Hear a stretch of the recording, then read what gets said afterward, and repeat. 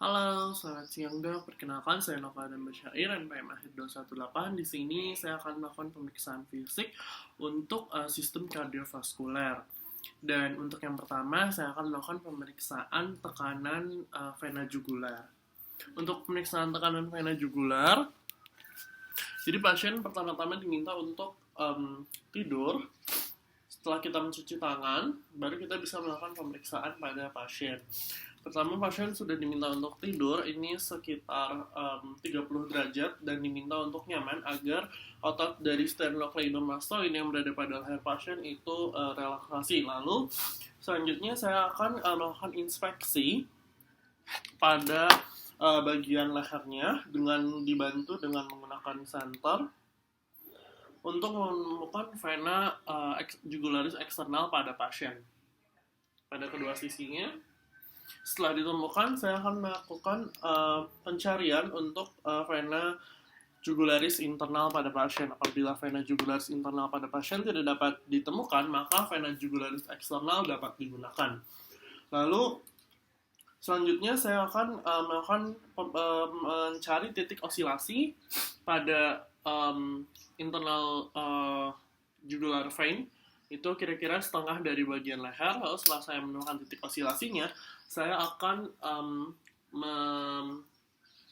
menaruh ujung dari penggaris itu, ujung penggaris pada titik tersebut, dan ujung penggaris yang satu lagi pada titik sternalis. Lalu dihitung untuk derajatnya, derajat ketinggiannya kira-kira normalnya itu sekitar 5 cm.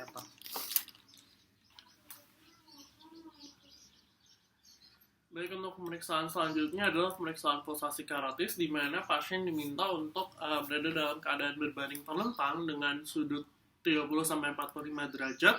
Lalu saya akan melakukan inspeksi apakah untuk pulsasi karotisnya.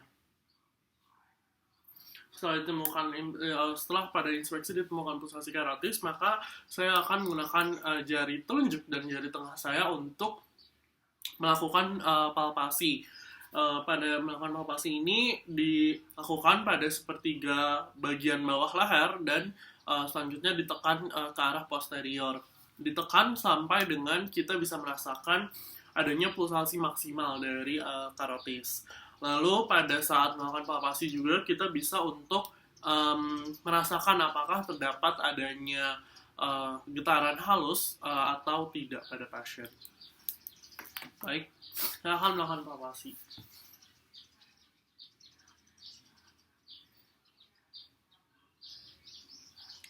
Sekarang untuk yang sebelah kiri. Baik, selanjutnya saya akan mendengarkan apakah terdapat bruit atau tidak pada karotis dengan cara menempelkan bagian diafragma dari stetoskop ke karotis, dan pasien diminta untuk menahan nafasnya. Mohon maaf, Bu.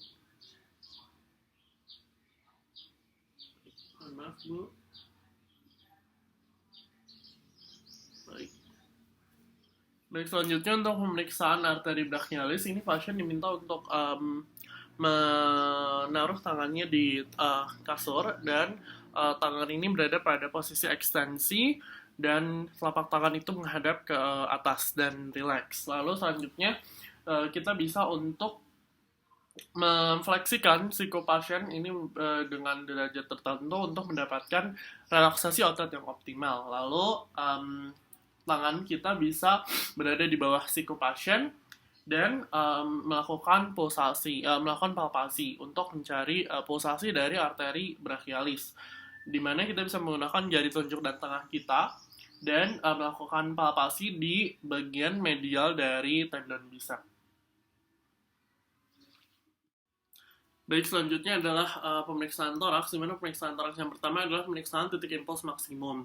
Pada pemeriksaan titik impuls maksimum ini, pertama pasien diminta untuk membuka bajunya dan berada dalam keadaan supinasi, berbaring supinasi, dengan posisi kepala dan badan atas itu berada 30 derajat.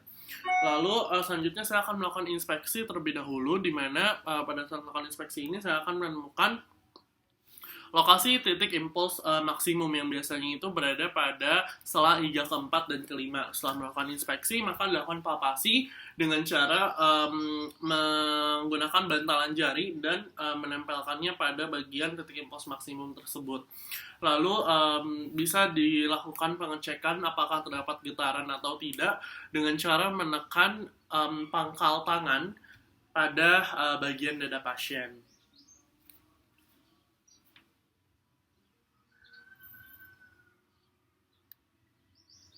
Nah, pada saat melakukan palpasi, pasien diminta untuk membuang nafasnya secara penuh dan selanjutnya menahan nafas. Apabila titik impuls maksimum tidak dapat ditemukan pada keadaan supinasi, maka bisa juga dicari dengan pasien ini bisa berada di posisi lateral decubitus kiri untuk menemukan impuls maksimum pada ventrikel kiri. Selanjutnya untuk pemeriksaan titik impuls maksimum pada ventrikel kanan, ini pasien masih dalam keadaan supinasi berbaring dalam posisi 30 derajat. Selanjutnya saya akan menempelkan tangan saya itu pada sela iga ketiga, keempat, dan kelima pada pasien. Dan pasien diminta untuk menghembuskan nafas secara penuh dan menahan nafas agar titik impuls maksimum ini lebih jelas terlihat.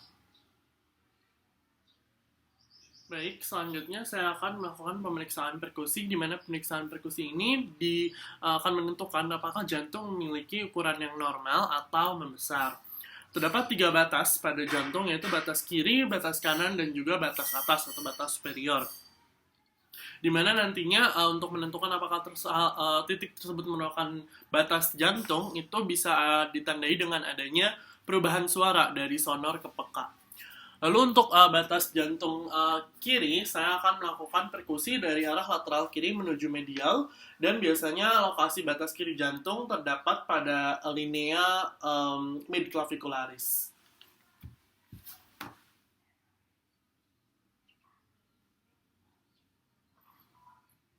Jadi selanjutnya untuk batas kanan jantung itu biasanya terdapat pada linea sternalis kanan. Saya akan melakukan perkusi.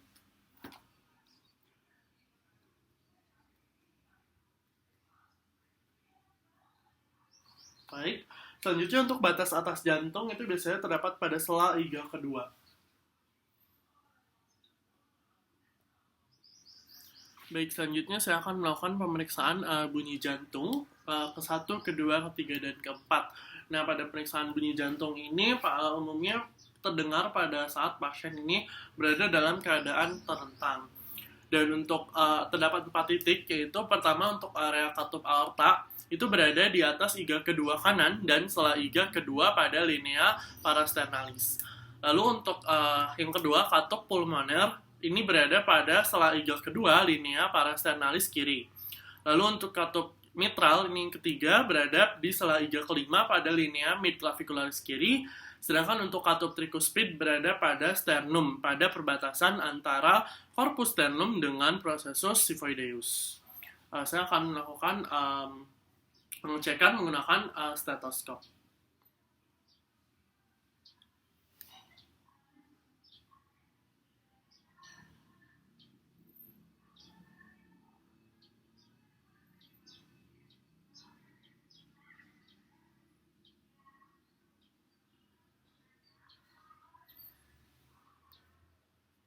Baik, untuk pemeriksaan terakhir adalah pemeriksaan ekstremitas, di mana pemeriksaan ekstremitas ini akan diperiksa apakah pasien memiliki pitting edema atau tidak. Caranya dengan menekan pada bagian dependent di tubuh pasien, salah satunya di tulang kering pasien, menekan dengan 2 jari dan selama 2-3 detik, dan selanjutnya dilepas. Ketika pasien memiliki pitting edema, maka jari tersebut akan masuk ke dalam jaringan, dan setelah dilepas itu akan ada bekas tekanan pada lokasi yang ditekan sebelumnya. Baik, saya akan melakukan pemeriksaannya.